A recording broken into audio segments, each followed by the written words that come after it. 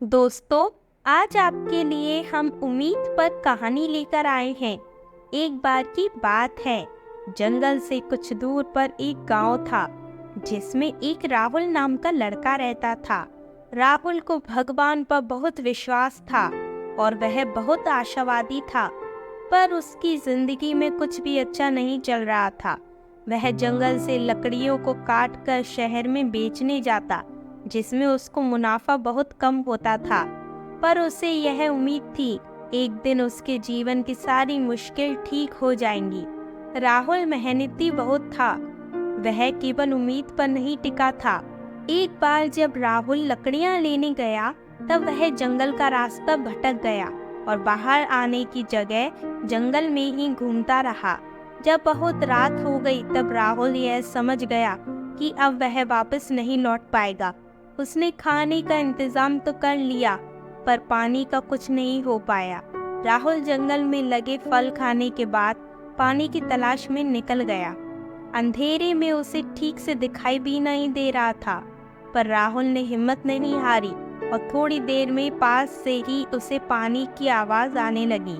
राहुल जैसे ही उस नदी के पास पानी पीने गया, उसका पैर फिसल गया और नदी में बह गया। राहुल को पानी में बहुत चोटें आईं, पर वह बहते हुए भी किनारे की तलाश करता रहा और जैसे ही वह बहकर किनारे के पास पहुंचा, उसने नदी में पड़ी लकड़ी को पकड़ लिया।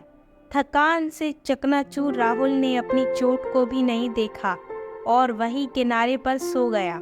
जब सुबह राहुल की नींद खुली, तब उसने देखा उसका एक पैर टूट गया और इतने घने जंगल में आ गया जहां से उसको आसमान भी नहीं दिखाई दे रहा है। एक तरफ टूटे पैर का दर्द और दूसरी तरफ घर जाने की उम्मीद। राहुल को कुछ समझ नहीं आ रहा था। उसको बस अपनी बेटी की याद आ रही थी, जिसको वो बाजार से जलेबी लाने का वादा करके घर से निकला था। राहुल ने फिर एक बार हिम्मत दिखाई और टूटे हुए पैर को लकड़ी से बांधा और नदी किनारे चलने का फैसला किया। राहुल को चलने में बहुत दर्द हो रहा था, पर जान बचाने के लिए और परिवार से वापस मिलने के लिए उसे हिम्मत करनी थी।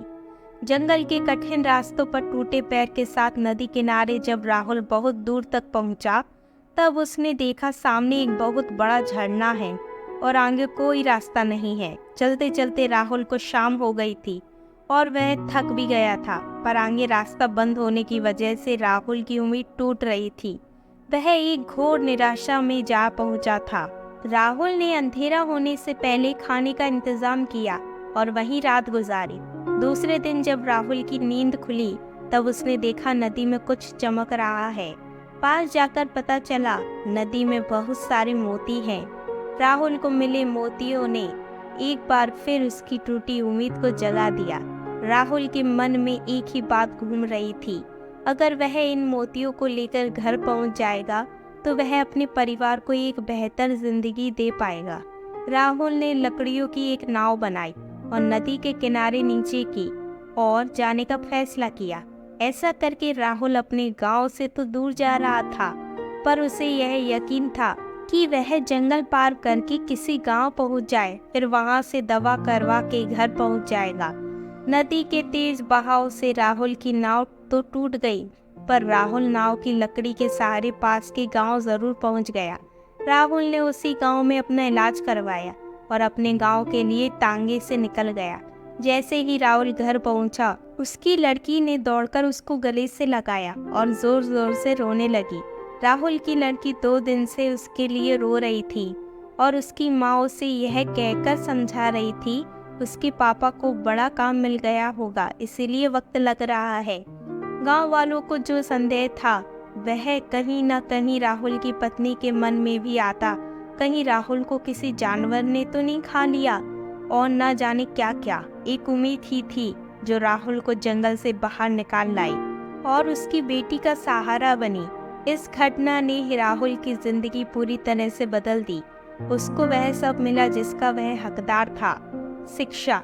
इस कहानी से हमें यह शिक्षा मिलती है कि हमें मुश्किल घड़ी में अपना संयम और उम्मीद नहीं छोड़नी चाहिए। जब भी हमारे जीवन में मुसीबत आती, तो वह साथ में हमारे अच्छा वक्त भी लेकर आती है।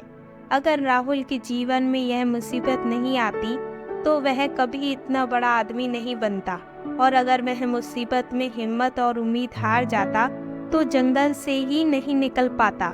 उम्मीद वह जज्बा है जो किसी भी मुश्किल और विपत्ति में से व्यक्ति को बाहर निकाल देता है। हमारा वक्त कितना भी खराब हो, अगर हम उम्मीद नहीं छोड़ते हैं तो अंत में जीत हमारी ही होती है। दोस्तों, उम्मीद से ही हमें मुश्किल समय में राहत मिलती है, और जब तक हम यह मानते रहते हैं कि सब ठीक हो जाएगा, तब तक हम चैन से सो पाते हैं। अगर हमारी उम्मीद खत्म हो जाएगी तो जीवन में कुछ रहेगा ही नहीं, क्योंकि उम्मीद से ही सब है। चाहे कोई छोटी बात हो या कोई बड़ा एग्जाम, हम उम्मीद पर ही टिके रहते हैं।